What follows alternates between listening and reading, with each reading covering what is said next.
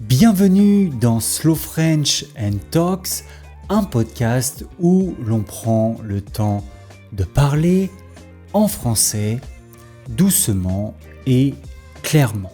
Aujourd'hui, nous allons parler d'un sujet essentiel pour tous ceux qui apprennent une langue, les erreurs. Faire des erreurs, ça peut sembler frustrant ou embarrassant. Mais en réalité, c'est l'un des moyens les plus efficaces d'apprendre et de progresser. Dans cet épisode, je vais te montrer pourquoi faire des erreurs est non seulement normal, mais aussi bénéfique pour ton apprentissage du français. Et d'ailleurs, ces conseils s'appliquent à l'apprentissage de toutes les langues. À travers cette raison, tu comprendras comment les erreurs peuvent t'aider à mieux mémoriser, à identifier tes points faibles et même à renforcer ta confiance. Alors, installe-toi confortablement et prépare-toi à voir tes erreurs sous un tout nouveau jour. Faire des erreurs peut être frustrant, mais elles ont un avantage essentiel. Elles te montrent précisément où tu as besoin de progresser. Quand tu te trompes en français, que ce soit sur un mot de vocabulaire, une règle de grammaire ou une prononciation, c'est une opportunité précieuse pour identifier un point faible et concentrer tes efforts. Par exemple, si tu te rends compte que tu as du mal à conjuguer certains verbes au passé composé, eh bien, cette difficulté devient tout de suite une cible claire sur laquelle travailler. Tu peux, du coup, revoir les règles, faire des exercices spécifiques et pratiquer davantage. Les erreurs agissent un petit peu comme un miroir. Elles reflètent les zones qui demandent bien plus d'attention et te guident vers une amélioration qui va être beaucoup plus ciblée. Donc, souviens-toi, chaque erreur est une étape vers la maîtrise d'une langue, et dans notre cas, du français. Plutôt que de les voir comme des échecs, vois-les comme des indications précieuses qui te rapprochent de ton objectif. Maintenant que tu sais que les erreurs te montrent où concentrer tes efforts, voyons comment elles peuvent aider ton cerveau à apprendre. Des études montrent que l'embarras ou même la surprise renforcent la mémorisation. Alors, ces moments où tu vas faire une erreur, ils peuvent devenir de puissants alliés pour ton apprentissage. Tu te souviens sûrement d'un moment où tu as fait une erreur embarrassante ou surprenante en essayant de parler français. Peut-être que tu as utilisé un mot qui ne voulait pas du tout dire ce que tu pensais.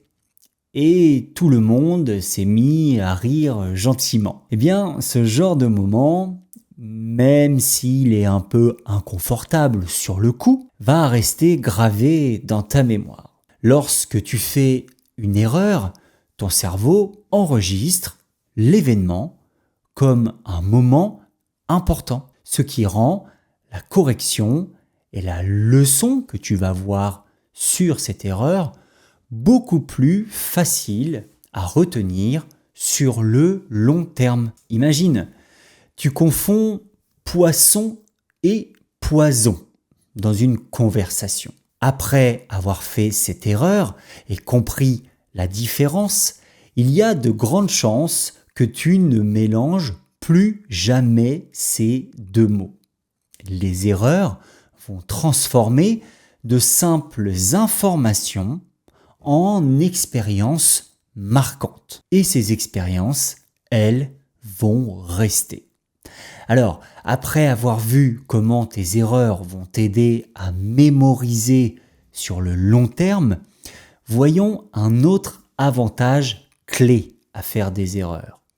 Elle t'incite à développer des compétences essentielles et une réflexion plus profonde, bien au-delà de l'apprentissage de la langue que tu vises. Quand tu fais une erreur en français, cela va te pousser à te poser des questions. Pourquoi j'ai fait cette erreur? Qu'est-ce que je ne comprends pas encore? Comment je peux m'améliorer? Eh bien, ce processus d'analyse va t'inciter à réfléchir et à mieux comprendre. Par exemple, si tu es à la boulangerie et que tu demandes « je voudrais ce pain » au lieu de demander une baguette. Quelqu'un va te corriger gentiment. Tu vas te dire à ce moment-là, pourquoi est-ce qu'on va dire baguette alors que je parle bien du pain? En fait, toutes ces petites questions vont t'aider à approfondir les nuances du vocabulaire français et du coup à affiner son usage. Et ce travail d'analyse dépasse le cadre de l'apprentissage du français. Il développe ta capacité à résoudre des problèmes, à penser de manière critique et à te débrouiller dans d'autres domaines de la vie. Les erreurs deviennent du coup des outils pour réfléchir, pour progresser et pour gagner en autonomie dans ton apprentissage de ta langue. Alors, analyser et corriger ces erreurs peut affiner ta réflexion et te rendre plus autonome. Mais ce n'est pas tout. Les erreurs ont une autre force incroyable. Elles t'encouragent, souvent sans même que tu t'en rendes compte, à pratiquer davantage, à t'entraîner davantage. Et c'est cet entraînement, cette pratique répétée qui va te permettre de véritablement maîtriser une langue. Quand tu fais une erreur en français, cela te pousse à recommencer. Pas seulement pour éviter de la refaire, mais pour mieux comprendre, pour mieux maîtriser les règles ou même du vocabulaire. C'est un peu comme au sport. Plus tu répètes un mouvement, plus il devient naturel. Pour une langue, c'est exactement pareil. Par exemple, tu confonds souvent le passé composé et l'imparfait. Ça t'arrive de dire « Hier, en quelques minutes, je mangeais une pizza entière » au lieu de « Hier, en quelques minutes, j'ai mangé une pizza entière ». Une correction te motivera à reformuler des phrases, revoir des exemples ou refaire des exercices sur le passé composé et l'imparfait si c'est l'erreur que tu fais.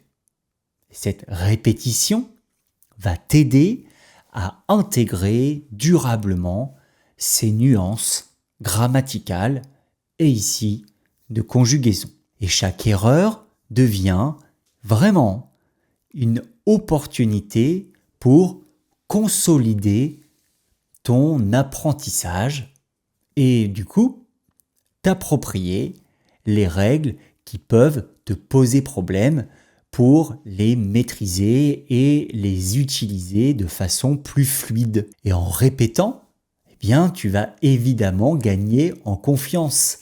À force de pratiquer, de t'entraîner, ce qui te semblait compliqué au départ devient naturel et chaque réussite est une preuve concrète, réelle, de tes progrès. Alors tes erreurs t'encouragent à pratiquer davantage et à renforcer tes compétences, mais il y a un autre aspect important.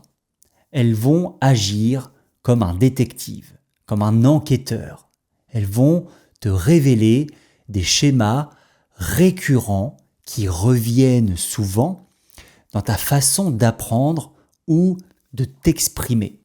Une opportunité précieuse qui va te permettre de progresser de manière encore plus précise que ce qu'on a vu précédemment. Faire des erreurs n'est jamais anodin. Ça sert toujours à quelque chose. Si certaines fautes ou erreurs reviennent souvent, cela peut révéler un schéma dans ta façon de penser ou d'apprendre en français. Ça va pointer les concepts, les règles qui demandent plus d'attention. Par exemple, dire « je vais à le cinéma avec mes amis » au lieu de « je vais au cinéma avec mes amis » peut indiquer une influence de ta langue maternelle qui ne fonctionne pas comme le français, ou une hésitation, ici dans ce cas, sur les prépositions.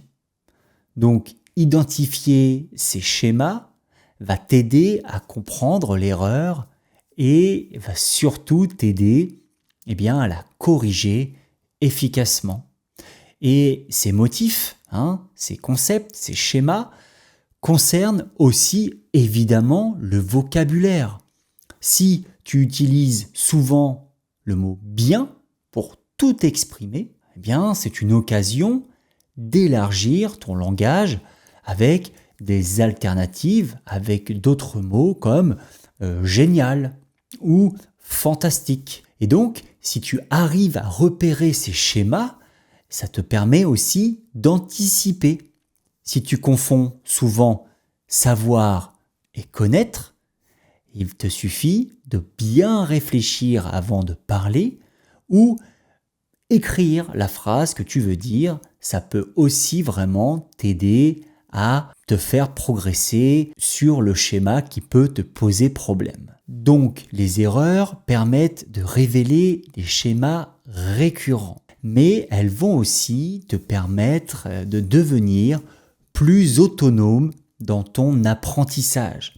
Et ça, c'est un atout important pour progresser efficacement et rapidement. Quand tu fais une erreur, c'est vraiment une invitation à réfléchir et à chercher des solutions par toi-même. Et ce processus d'autocorrection va t'amener à développer des compétences qui dépassent bien sûr l'apprentissage du français ou de n'importe quelle langue en construisant ta capacité à analyser et à progresser sans aucune aide extérieure. Par exemple, si tu écris « je besoin d'aide » au lieu de « j'ai besoin d'aide » et que tu te rends compte que quelque chose cloche, tu fais un premier pas vers l'autonomie.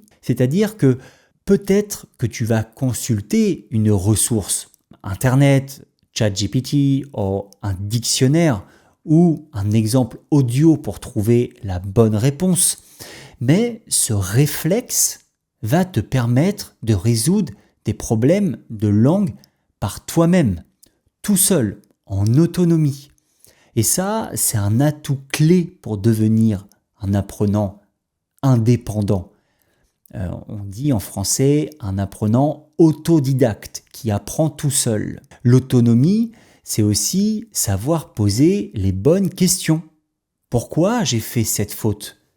Est-ce que cette erreur, c'est du vocabulaire, de la grammaire, de la conjugaison ? En te posant ces questions, tu peux du coup cibler les outils nécessaires pour progresser et éviter de répéter la même erreur. En situation réelle, cette capacité va devenir extrêmement précieuse. Si tu dis quelque chose d'incorrect en pleine conversation, eh bien, ton réflexe d'autocorrection, d'auto-analyse va te permettre de rectifier, de te corriger rapidement et de poursuivre sans perdre la confiance que tu as en toi. En résumé, l'autonomie dans l'apprentissage, c'est apprendre à apprendre. Et les erreurs en sont le moteur. Elles vont te montrer que tu as en toi déjà tout ce qu'il te faut pour avancer, trouver des solutions et maîtriser ton apprentissage. Alors, développer ton autonomie grâce aux erreurs, c'est bien. Mais il y a un autre point extrêmement important que les erreurs peuvent te faire développer.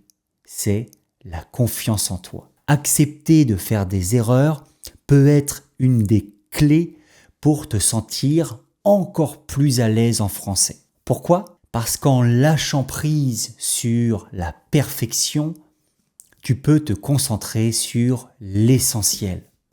Transmettre ton message et te connecter avec ton interlocuteur. Oser parler, même avec des imperfections, vont t'aider à surmonter la peur du jugement. La plupart des francophones, des personnes qui parlent français, que tu rencontreras, tu verras, seront bienveillants et vont apprécier tes efforts.